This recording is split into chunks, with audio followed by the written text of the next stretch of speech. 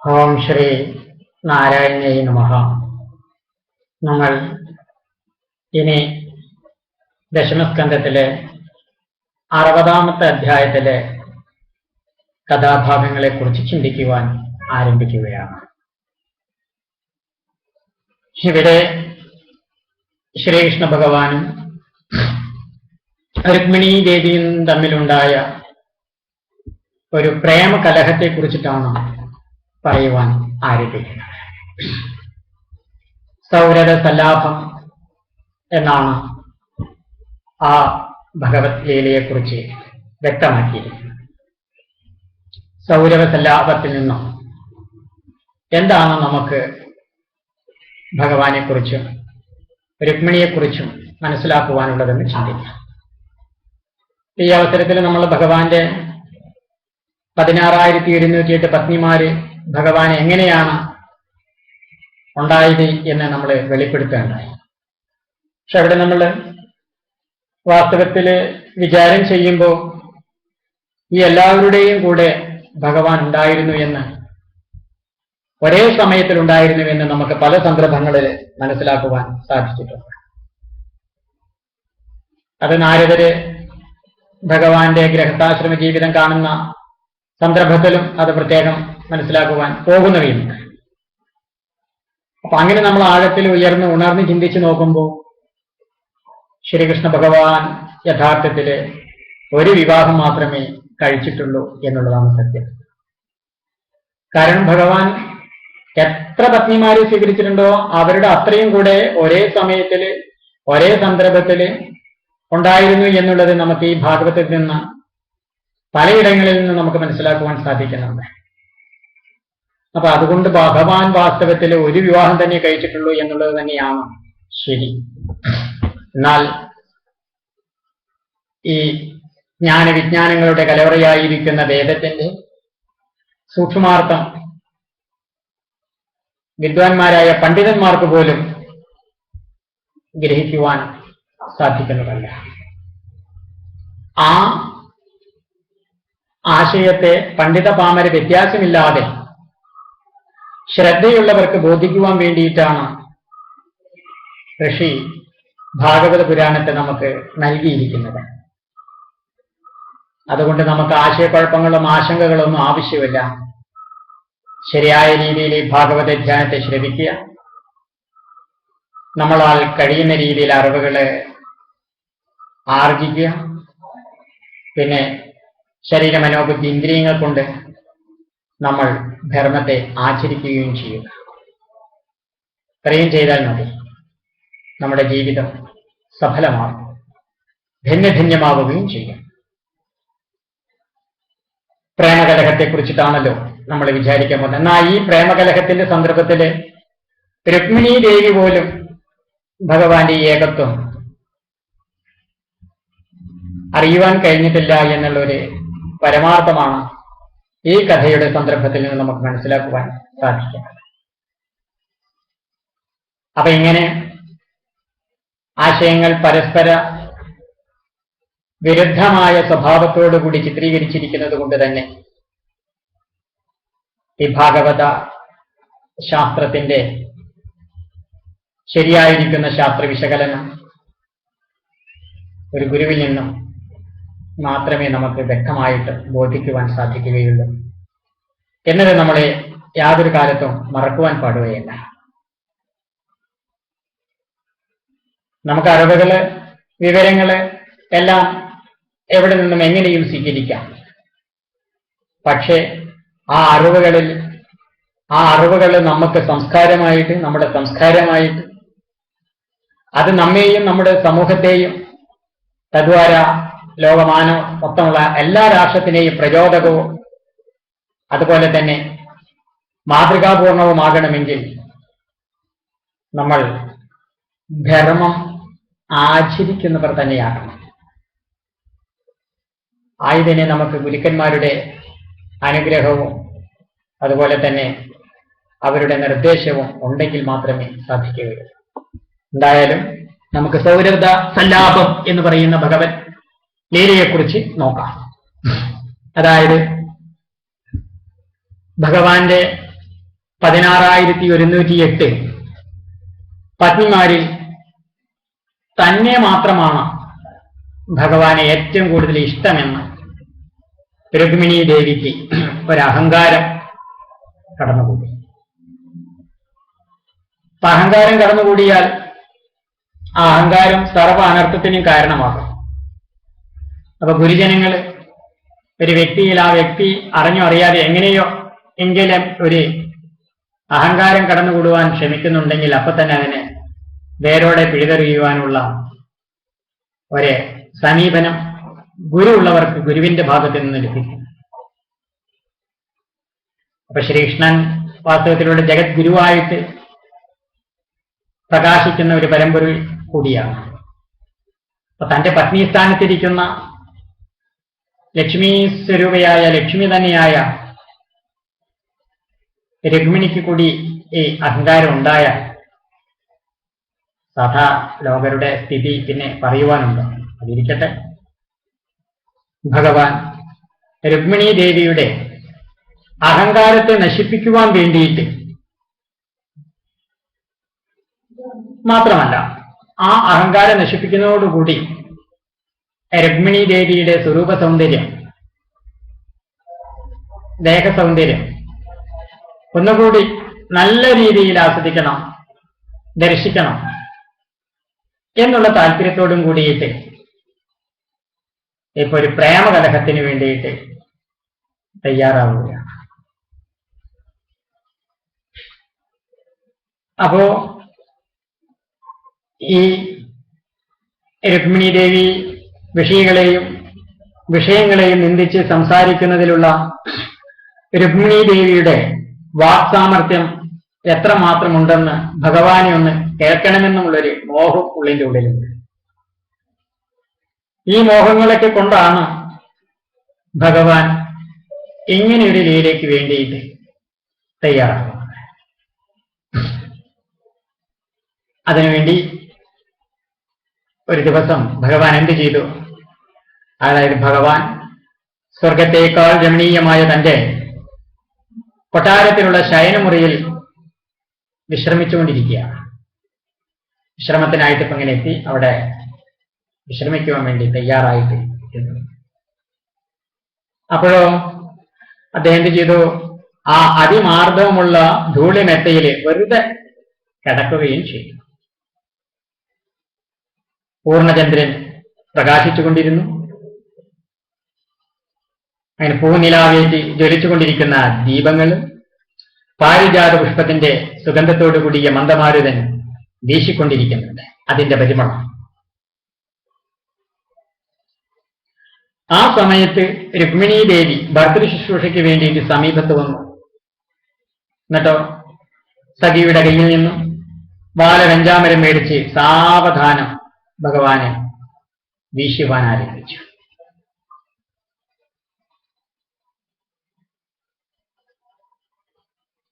അപ്പോ എന്താണ്? ഭഗവാൻ തന്റെ പ്രിയതമയുടെ സ്വരൂപകാന്തിയും സ്വഭാവശുദ്ധിയും കണ്ട് അതിയായ സന്തോഷത്തോടുകൂടി മന്ദഹസിച്ചുകൊണ്ട് പറയുവാൻ ആരംഭിച്ചു. അല്ലയോ രാജപുത്രി, ഇന്നലെ വരെ ഭഗവാൻ രുക്മിണി ദേവിയെ ഇങ്ങനൊരു അഭിസംബോധന ചെയ്തിട്ടില്ല. പ്രിയേ,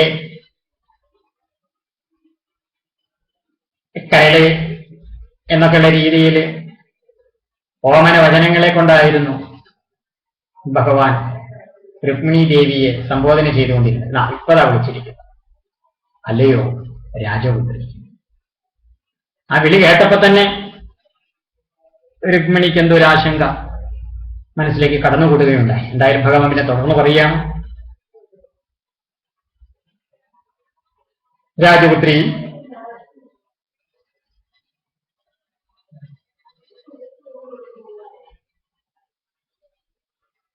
ഭേദപ്പെട്ട രാജാക്കന്മാര് പലരും രുക്മിണിയെ കല്യാണം കഴിക്കാൻ മോഹിച്ചിട്ട് വരികയുണ്ടായി.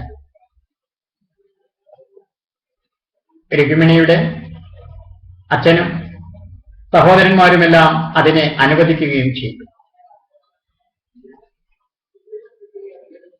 ഇത്രയൊക്കെ അനുകൂല സന്ദർഭങ്ങൾ ഉണ്ടായിട്ടും രുക്മിണി ദേവി എന്നെ സ്വീകരിച്ചത് നന്നായില്ല എന്നാണ് എന്റെ അഭിപ്രായം.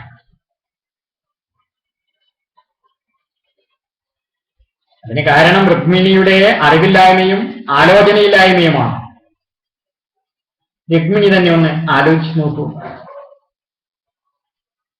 നമ്മൾ തമ്മിൽ ഒന്നുകൊണ്ടും യോജിപ്പില്ല. രുക്മിണിക്ക് ഒരിക്കലും സദൃശനുമല്ല ഞാൻ. ഒന്നാമത് ശക്തന്മാരായ രാജാക്കന്മാരിൽ നിന്നും എപ്പോഴും പേടിച്ചുകൊണ്ടിരിക്കുന്ന ഒരാളാണ് ഈ ഞാൻ. രണ്ടാമത് ഹീനജാതിക്കാരെ പോലെ സമുദ്രവക്കത്ത് താമസിക്കുന്നവനാണ്.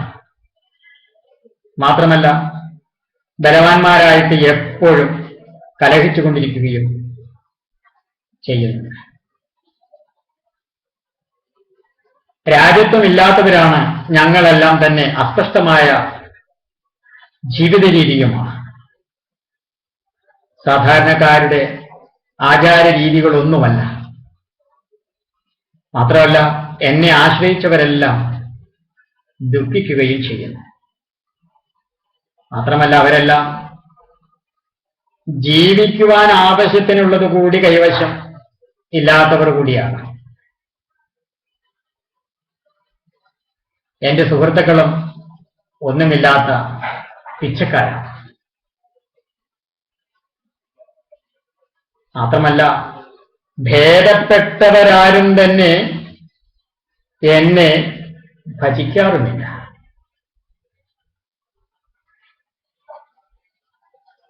അതുകൊണ്ട് രുക്മിണി ആഭിജാത്യം, ധനം, വിദ്യ മുതലായ ഒന്നുകൊണ്ടും നമ്മൾ തമ്മിൽ വിവാഹത്തിനുള്ള യാതൊരു യോഗ്യതയുമില്ല.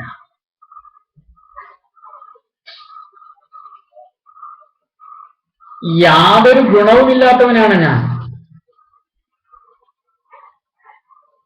പിച്ചക്കാർ മാത്രം പുകഴ്ത്തുന്നത് കേട്ട് ഞെളിയാണ്. ഏത് കാര്യത്തിലും ഞങ്ങൾ ഉദാസീനരാണ്.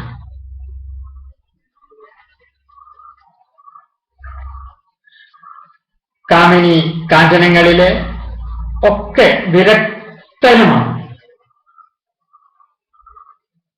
സമ്പത്തിനോടോ സ്വർണത്തിനോടോ സുന്ദരിമാരോടോ ഒന്നും പ്രത്യേക താല്പര്യമില്ല. ഇങ്ങനെയുള്ള ദോഷങ്ങളെല്ലാം കൊണ്ടും പൂർണ്ണനായി എന്നെ ആശ്രയിച്ച് നിന്നാൽ രുക്മിണിയുടെ ജീവിതം വ്യർത്ഥമാകും.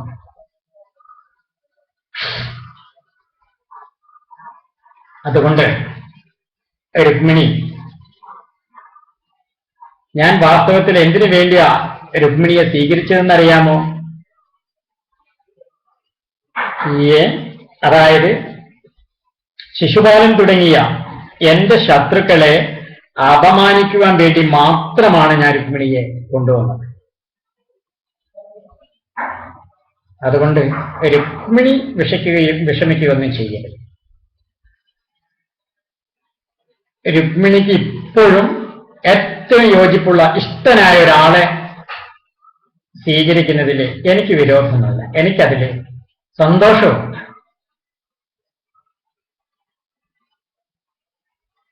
ഇത്രയും പറഞ്ഞ് ഭഗവാൻ രുക്മിണിയെ പരീക്ഷിക്കുവാൻ വേണ്ടിയിട്ട് മിണ്ടാതെ കിടന്നു. അപ്പോഴോ ത്രൈലോക്യനാഥനായ തന്റെ പ്രിയതമനിൽ നിന്ന് അപ്രിയമായ വാക്കുകൾ കേട്ട രുക്മിണി ഭഗവാൻ തന്നെ ഉപേക്ഷിക്കുവാനുള്ള ഭാഗമാണെന്ന് ധരിക്കുക. അപ്പോഴോ ദുഃഖഭാരം സഹിക്കാനാകാതെ ബുദ്ധിയും ദേഹവും തളർന്നു, തിരുമുഖം വാടി, മുടി കെട്ടഴിഞ്ഞ്, പുഷ്പമാലകളെല്ലാം കൊഴിഞ്ഞ്, വളകളെല്ലാം ഊരി വീണ്, സ്വബോധം നശിച്ച് കാറ്റിൽപ്പെട്ട കദളിവാഴ പോലെ ദേഹം നിന്ന് ആടുവാൻ തുടങ്ങി. ദേഹം പതുക്കെ ഭൂമിയിലേക്ക് പതിക്കുവാൻ തുടങ്ങി. അപ്പോഴോ മഹാകാരുണികനായ ഭഗവാൻ 4 തൃക്കൈക്കളാൽ പ്രിയതമയെ പിടിച്ചു നിർത്തി മടിയിലിരുത്തി തിരുമുഖത്ത് മെല്ലെ മെല്ലെ തലോടി സമാധാനിപ്പിച്ചു. ഭഗവാൻ അതിപ്രധാനമായിരിക്കുന്ന വളരെ കുറച്ച് സമയങ്ങളിൽ മാത്രമേ തന്റെ 4 തൃക്കരങ്ങളോട് കൂടിയിട്ട് പ്രത്യക്ഷമാകാറുള്ളൂ. കണ്ടില്ലേ, ലക്ഷ്മി ദേവിയോടുള്ള, രുക്മിണി ദേവിയോടുള്ള ആ പ്രേമത്തിന്റെ ആഴം. കാരണം 2 കൈ കൊണ്ട് താങ്ങുമ്പോഴേക്കും തന്റെ പ്രിയതമ വീണു പോയാലോ, വീഴുവാൻ പാടുകയില്ല എന്നുള്ള രീതിയിൽ ഭഗവാൻ 4 കൈകളെ കൊണ്ടും രുക്മിണിയെ പിടിക്കുകയുണ്ട്. എന്നിട്ട് പതുക്കെ പിടിച്ചിരുത്തി തന്റെ മടിയിൽ തന്നെ പിടിച്ചിരുത്തി. എന്നിട്ട് മുഖത്ത് മെല്ലെ മെല്ലെ തലോടി സമാധാനിപ്പിച്ചു. മാറോട് ചേർത്ത് ആശ്ലേഷിക്കുകയും ചെയ്തു.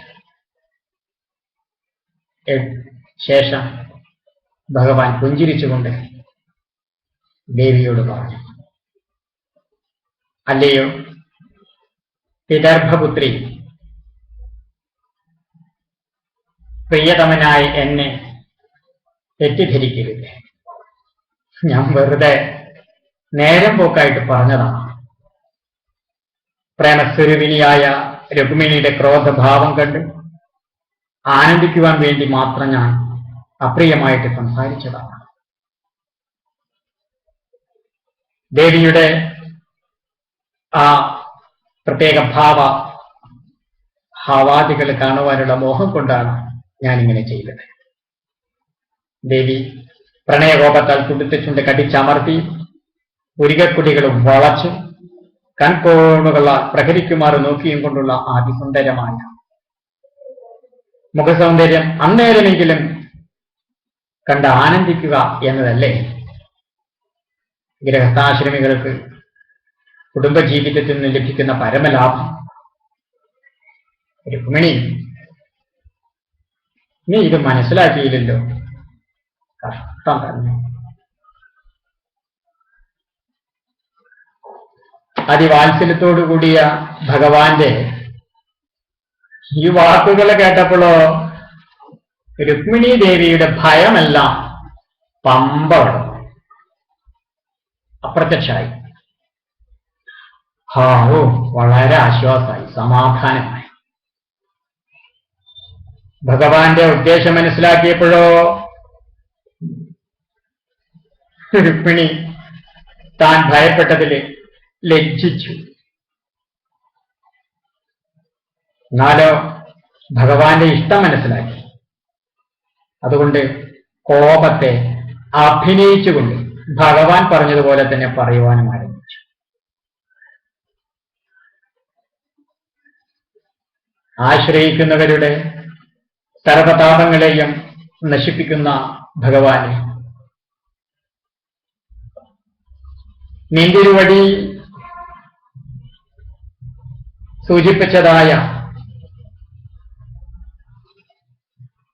ദോഷങ്ങളെല്ലാം യഥാർത്ഥത്തില്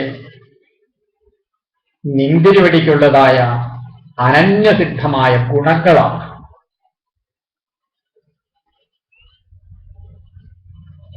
അവിടുന്ന് പറഞ്ഞുവല്ലോ നമ്മൾ തമ്മിൽ യാതൊരു തരത്തിലും യോജിപ്പില്ലെന്ന്. അത് വളരെ സത്യം തന്നെയാണ്.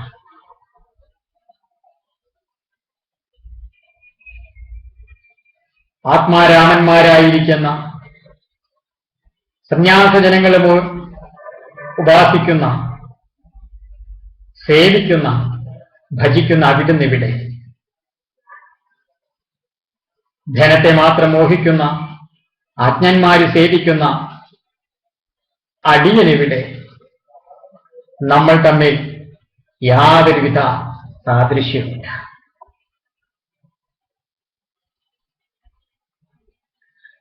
അത് തീർച്ചയായ കാര്യം തന്നെയാണ്. ദുഷിച്ചതായ ഇന്ദ്രിയ രാജാക്കന്മാരുടെ ശല്യമകറ്റാൻ സമുദ്രം പോലെ അഗാധമായ ഹൃദയത്തിൽ താമസിക്കുന്ന പരമാത്മാവാണ് നിന്തിരുവടി. ബലവാന്മാരായി എല്ലായ്പ്പോഴും കലഹിക്കുന്നു എന്ന് പറഞ്ഞതും എത്രയും ശരി തന്നെയാണ്. അതിബലവാന്മാരും ദുഷിച്ചവയുമായ ഇന്ദ്രിയങ്ങൾക്ക് അവിടുന്ന് ഗോചരനാകുന്നില്ല.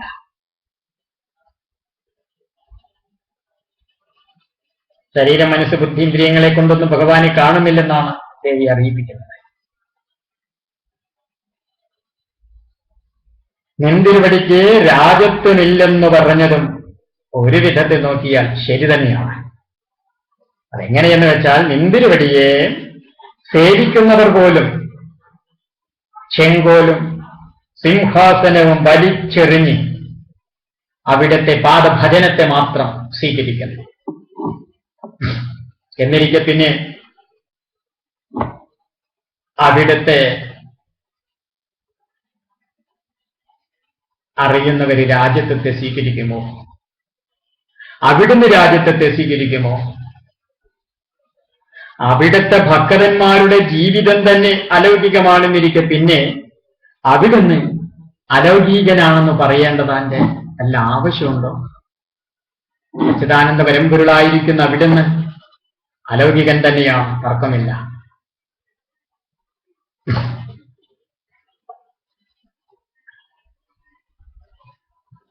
പിന്നെ നിഷ്കിഞ്ചനാണ് അവിടുന്ന് എന്ന് പറഞ്ഞതും ശരി തന്നെയാണ്. കാരണം അവിടുന്ന് സർവാത്മാവാണ്. സർവാത്മാവായ നിന്തിരുവടിയല്ലാതെ ഒരിടത്തും മറ്റൊരു വസ്തുവില്ല. ആ നിലയ്ക്ക് അവിടുന്ന് നിഷ്കിഞ്ചനൻ തന്നെയല്ലേ? അവിടുത്തെ സേവിക്കുന്ന ഭക്തന്മാർക്കും നിന്തിരുവടിയെ ആശ്രയിച്ചവരും നിഷ്കിഞ്ചന്മാർ തന്നെയാണ്, സംശയമില്ല ഭഗവാനെ. അങ്ങനെയുള്ള ഏകാന്ത ഭക്തന്മാരെയാണ് നിന്തിരുവടിക്ക് ഇഷ്ടം. ഐശ്വര്യം, വീര്യം, യശസ് മുതലായ കൊണ്ട് അഹങ്കരിച്ചവര് നിന്തിരുവടിയെ സേവിക്കുന്നില്ലെന്ന് പറഞ്ഞത് എത്ര പരമാർത്ഥമാണ്. അവിടുത്തെ പാദപത്മങ്ങളെ സർവാത്മന ആശ്രയിച്ചവർ ഒരിക്കലും കുഴങ്ങിയിട്ടില്ല, കുഴങ്ങുകയുമില്ല. അല്ലയോ ജഗദീശ്വര, അടിയൻ ആലോചനയില്ലാതെയും അറിയാതെയുമല്ല അവിടുത്തെ വരിച്ചത്.